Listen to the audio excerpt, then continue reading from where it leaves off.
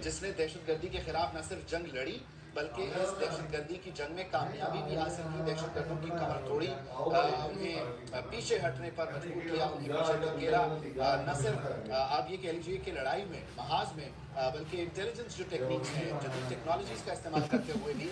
तो ये बड़ी एडवांस और जदीद फौज है जिससे आप टक्कर लेने की कोशिश कर रहे हैं। लेकिन भारत जाहिर है, मोदी सरकार, बीजेपी, उनका बिहार का इंतखाब है और उन्हें इंतखाब से पहले इस किस्म की कोई ना कोई जो मिस एडवेंचर की आदत है वो करने का एक शौक भी है। तो खैर उन्हें मुंह की खाना पड़ी है। ये जो रैकेज है ये भी आप देख सकते हैं। ये लड़ाका तैयारे जो भारत के गिराए गए, ये उनका रैकेज है और इंडियन मीडिया इसे एक्सेप्ट कर रहा है। ब्रिगेडियर रिटायर्ड मसूद साहब हमारे साथ मौजूद हैं। मसूद अहमद साहब, थैंक यू सो मच, आप मुसलसल हमारे साथ हैं। यकीनी तौर पर बहुत सारी बातें करने वाली, लेकिन ये कौमी सलामती कमेटी का जो एलामिया है, इसमें बुनियादी तौर पर मुसल्लह अफवाद को ये जो जवाबी कार्रवाई का इख्तियार दिया गया है, ये एक जुमला है। लेकिन ये कितना इम्पोर्टेंट है, कितना सिग्निफिकेंट है और ये आगे आइंदा चंद घंटों के लिए, कुछ दिनों के लिए क्या बताता है, क्या होने जा रहा है? यहाँ देखें कि इनको ऑलरेडी देखें सिलेक्शन ऑफ टारगेट्स ऑलरेडी हुई है, लेकिन जो डेवलपमेंट्स हुई है, जो हमारी कैजुअलिटीज हुई हैं, स्पेशली जो एक नए जो हमने डेवलपमेंट देखी है, जब उन्होंने स्ट्राइक किए हैं नीलम जहरुम प्रोजेक्ट को, बड़ा सीरियस किस्म की वायलेशन है। नौस्टेडी वाली साइड पे भी उनके स्ट्राइक्स हुए हैं। तो मेरा ख्याल में जिस तरह हमने ऑलरेडी इनको वार्न किया था, क्योंकि इस तरह के प्रोजेक्ट्स में देखिए, रशिया और यूक्रेन की जंग में भी जब दरमियान में उन्होंने उनसे सीज फायर करवाया था, तो उसमें ये अंडरस्टैंडिंग हुई थी, जो ये प्रोजेक्ट्स हैं, एनर्जी के प्रोजेक्ट्स हैं या पानी के प्रोजेक्ट्स हैं, उनको टारगेट नहीं किया जाएगा।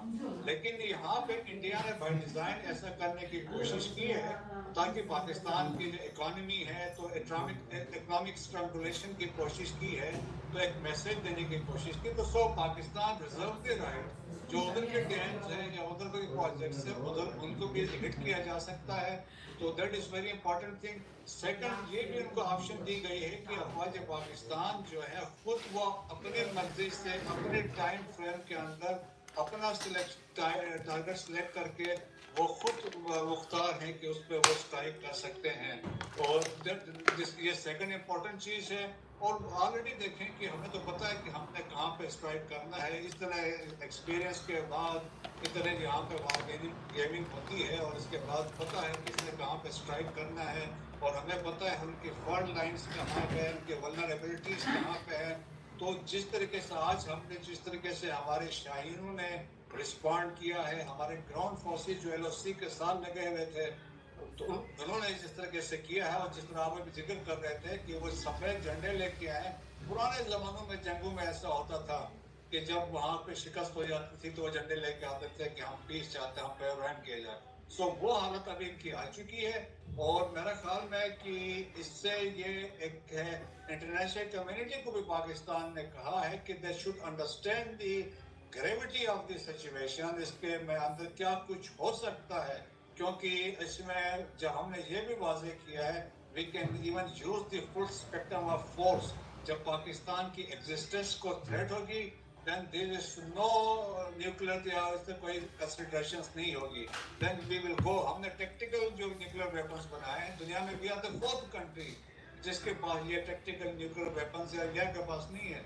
सो वी हैव दैट कैपेबिलिटी और हमारे पास लॉन्ग रेंज मिसाइल्स भी है, हम स्ट्राइक कर सकते हैं। और हम we can create strategic paralysis inside India, हमारी वो कैपेबिलिटी है। और हमने सिर्फ एक यहाँ पे एक झलक दिखाई है अपनी पावर की और परफॉर्मेंस की, हम क्या कर सकते हैं।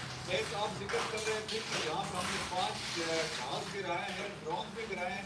एक हेरोन ड्रोन है, ये इजराइल का ड्रोन है और देखें ये तकरीबन 52 आवर्स ये एयर में रेस्ट करता है और ये 35,000 प्रोबेबली तक हाइट पे ये जा सकता है। रिकॉनेसेंस भी करता है और ये वेपन्स भी कैरी करता है और इसको यूज करते हैं एज ए मिसाइल के इसमें। अच्छा, ये बड़ा ही अहम मुद्दा है ब्रिगेडियर साहब, जिसकी तरफ आप इशारा कर रहे हैं। खता कलामी की माजरत, आपकी तरफ दोबारा आते हैं, उसको डिस्कस करते हैं। जमील अहमद खान साहब ने हमें ज्वाइन किया है, साबिक सफारतकार हैं, तजियाकार हैं। जमील अहमद खान साहब, बहुत शुक्रिया, thank you so much for your time.